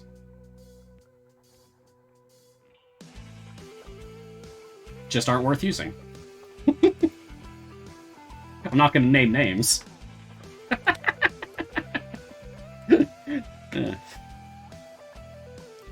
actually think that. It's just fun. It's just funny haha jokes. Anyway. Who is making the spirits appear? That was probably Avron, using his mirror image ability. Vincent Venom. It's one of the strongest support characters in the game. And he does so by making mirror images.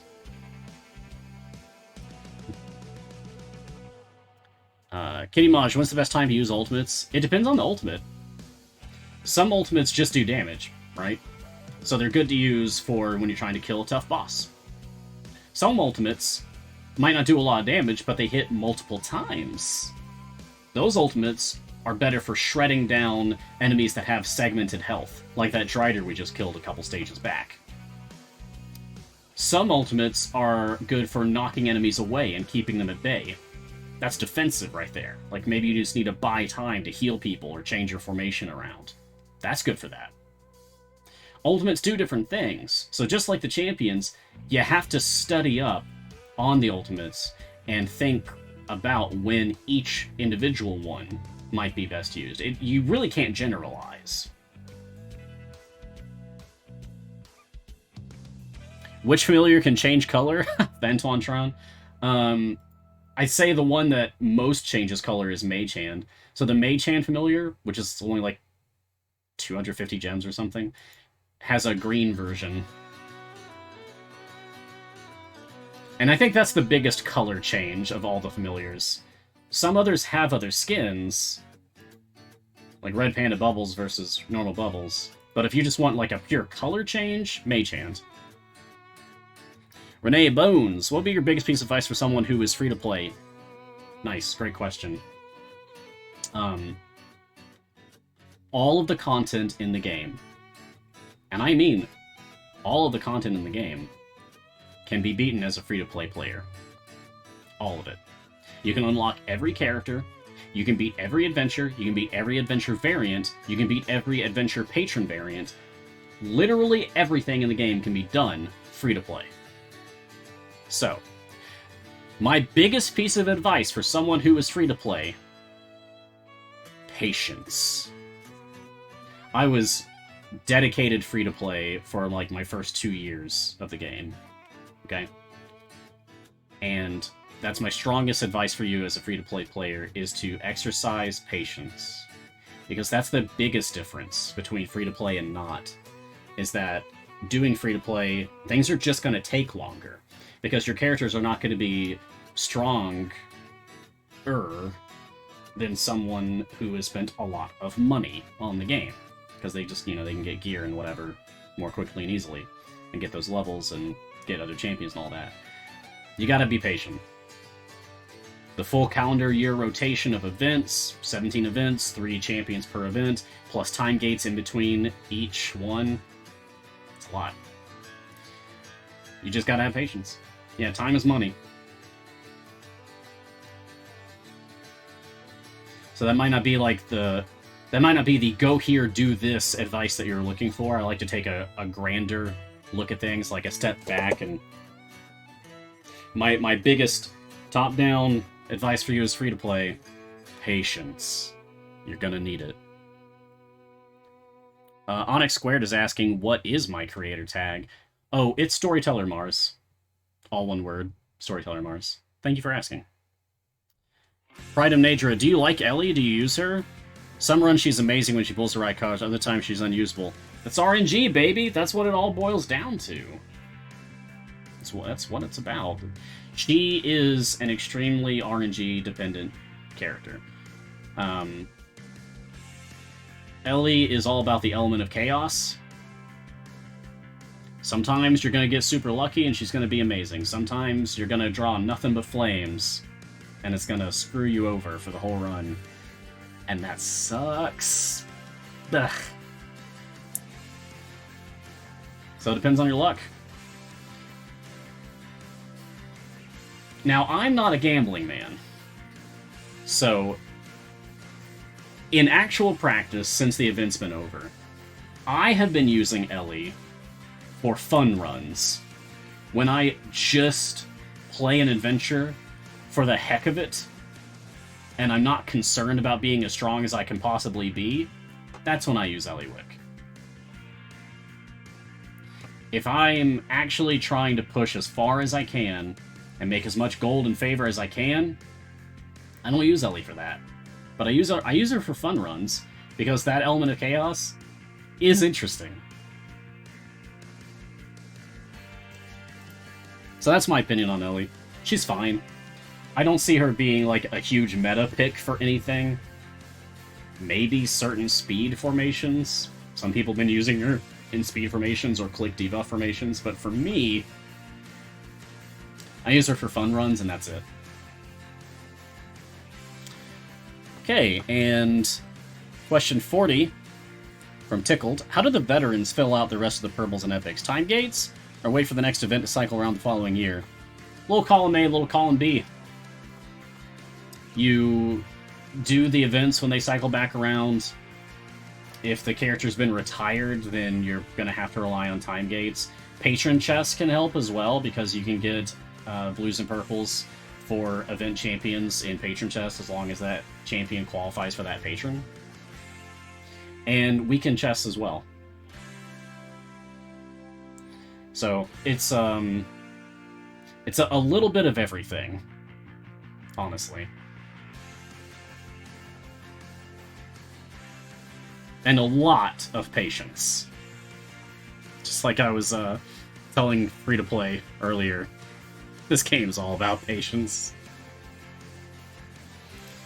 Alright, see if I can knock out 10 questions in 10 minutes so that I can get to my goal of 50. I've set a goal of 50 questions every stream. I'm gonna need some passion fruit juice for this.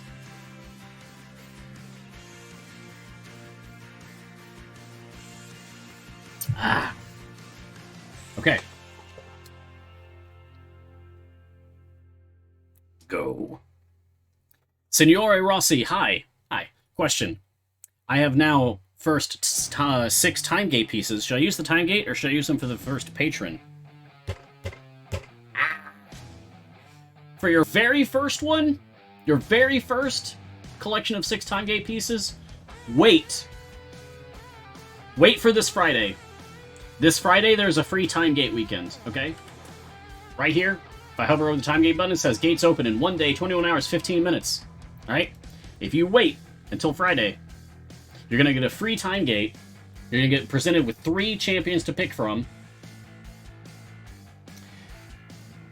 So before you potentially waste time gate pieces on a champion that might show up in the free time gate weekend, just sit on it and wait for this weekend.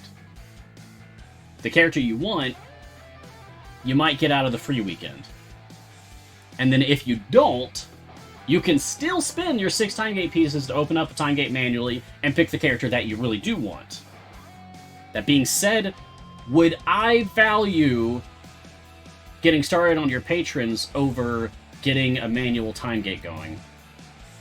Given the raw power and usability of certain characters in the game, For your very first time gate, I think it might actually be best to go ahead and just grab one character. Like, one extremely good character. Whether it's a speed type character or just a really strong support type character. Like, I'm tempted to say Orkira. Or, I want to say Averin, but Averin's in slot 11, which is, you know, far down the line.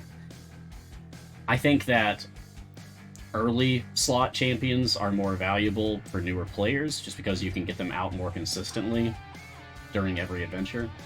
So, Orkira is amazing because she's slot 1. Deacon is amazing for speed because, again, slot 1. So, yeah, make a decision, like, what matters to you, speed or power?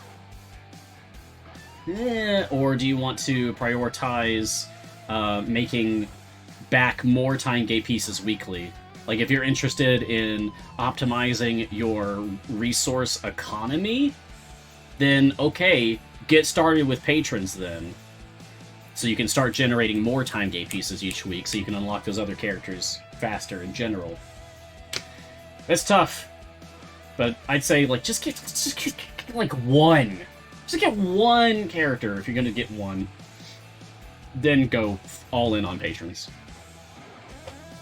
What one character someone who has no swaps aside Shandy Beetle and would go for? That's a very targeted question. But kicking our grass. It's an amusing name. Orkira. Orkira's extremely strong. And in slot 1. If you want raw power, go Orkira. If you want speed so you can farm up gems and chests and stuff faster, go Deacon. Either way, Orkira or Deacon, you won't be disappointed. Okay, that's 2. Alright, Noxanguis. You have back row backup too? I do. Yeah, I've got so many goddamn mugs. And I don't regret it. Job is 612. What are your Zorbu, Torgar, Black Viper scores? Oh, okay, sure. That's a fun question. I've shown them off individually before, but I don't think anyone's ever just asked me to show off all of them at once. So... oh god.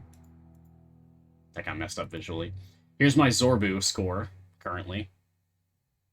Humanoid is 1 EO6, Beast is 5 EO6, Undead is 5 EO4, and Drow is 7,000. Very low on Drow. As for my Torgar,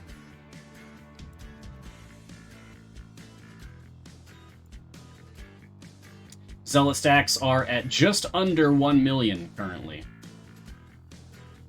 So, still working on unlocking the final stage of Blood Rage at 2.5 million. I'm at just under 1 million currently for Torgar. And Black Viper, what I lack in Torgar, I make up for with Black Viper. Black Viper is up to, survey says, 83,194 total red gems. You only need 6,500. Which means I have earned full Black Viper 10 times over and some change. A lot. Just a heck of a lot of red gems. A pointlessly large horde of red gems. I really want a Black Viper rework to make that matter. That'd be great. So there you go. Those are my scores for my permanent score champions. You're welcome. B-Dog, how many chests can you get from a time gate? Okay, good question. So, your first run of a time gate is just like a base free play thing, right? Like, it's just a base adventure. There's no like special gimmicks to it.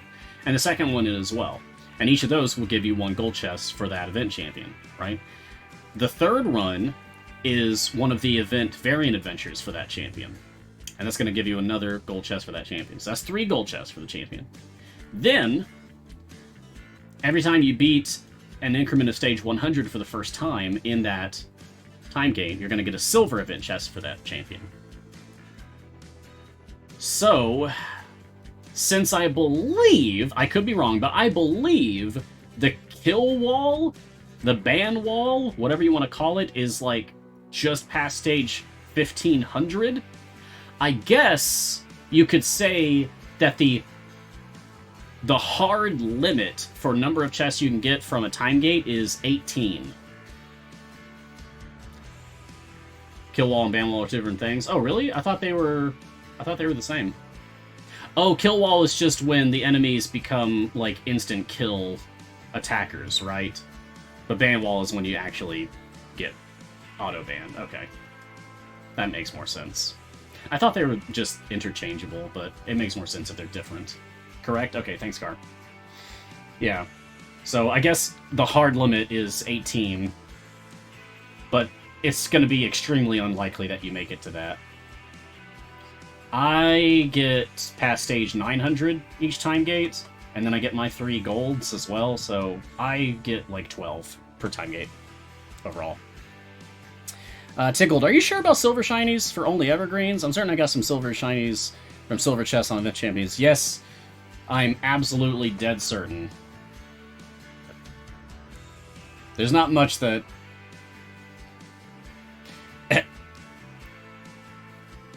it's awkward, because, like, I don't want to be that guy that flexes the hours I've played in Idle Champions, but I'm gonna do it right here. 20,000 hours in Idle Champions as of this past week, officially. 20,000 hours. I'm pretty dead certain that you cannot get Event Champion shinies from regular silver and gold chests. Not without hacking the game or shenanigans or something. Regular gameplay, no, that's never gonna happen. Yeah, Trevor's calling me out. Yeah, it's a flex. I feel bad about it. I don't like doing that. But it helps me to deliver my argument, I guess. Prolude. Do Mert variants count towards standard TOA levels completed? I don't know that. I actually don't know if Mert variants count toward TOA levels completed. I don't think they do. I think it's only counting base adventures and base adventure variants, and not patron variants. I could be wrong, but... Actually, I think I can prove that.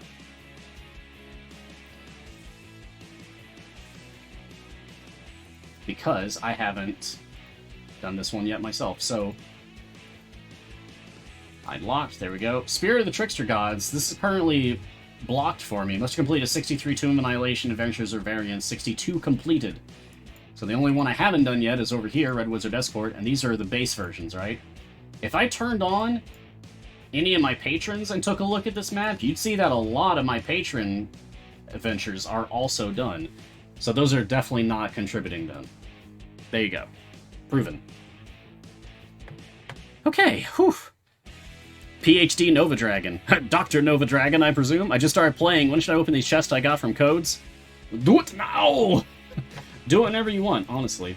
I pile up my Electrum chests, and I open them at the start of a new event after I have unlocked the new character. I wait until I unlock a new character, and then I open up all my Electrum chests at once. That's how I do it. You decide how you want to do it, but if you just want to know how I do it, that's how I do it. Vincent Venom, pretty new player, only got 3 champions of the recent event. And Deacon, Adriss aside from the core. Which champion should I get from the free time gate that pops up soon? Thought about Averin or Freely. Those are both very good choices. Get Averin, get Freely, get Briv, get Orkira. Any of those are going to be very, very, very strong choices, Vincent Venom. Prelude, which hero is the heroes of Baldur's Gate? Right here. Delana, Krydle, Minsk, Neris, and Shandy.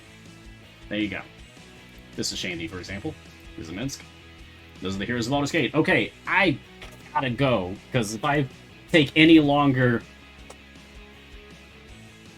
I'm gonna make our artist friends at Sketching Hour very uncomfortable with how much time I'm taking up, because I'm sure they want to get busy. So, hey, everyone, thank you. We made it to question 50. Yes! Thanks for joining me for this episode of Mars Guiding Hand. Cheers. I hope to see you all again next time. I had fun. Make sure to tune into all of the excellent shows right here on the CND Games Twitch channel. We've got Champions Lore, Champions Psychology, Bardic Inspiration, do you like music? Idle Insights, Developer Insights, Griddle Champions, do you like pancakes? Garrowar's Guide to Everything, and stay here, right here, for the sketching hour starting in just a few minutes with Lauren and Alexis and Michelle. It is a very fun art stream, so if you like art and you want to follow along and make monsters together, I join in sometimes. It's really fun. You can follow Idle Champions on social media. Do it. Please join our community, such as on Discord, Reddit, and elsewhere. You can find me on Twitter at Ryan Blake Hall, and streaming on my own Twitch channel a lot more, like 20 hours plus each week, over at twitch.tv/storytellermars. That is also my Epic creator code. If you want to support me directly, you can do it that way. Thank you to Codename Entertainment for this amazing opportunity, as always, to be part of the game and the community that I cherish utterly. And thank you to our wonderful moderators, especially Sasha today, for catching all my questions. Couldn't do it without you, buddy. Wherever you are in the multiverse, please stay safe. Be kind to others. Do at least one good thing for someone else every day. Just a little bit of help for the world. And I'll see you again soon. Remember, tomorrow, the Epic Games Twitch channel, twitch.tv/Epic Games at noon to 2. Okay, noon Pacific time to 2 p.m. Pacific time. Idle Champions at the Epic Games Twitch channel. Be there. Or be square. And until then, look sharp. Ah!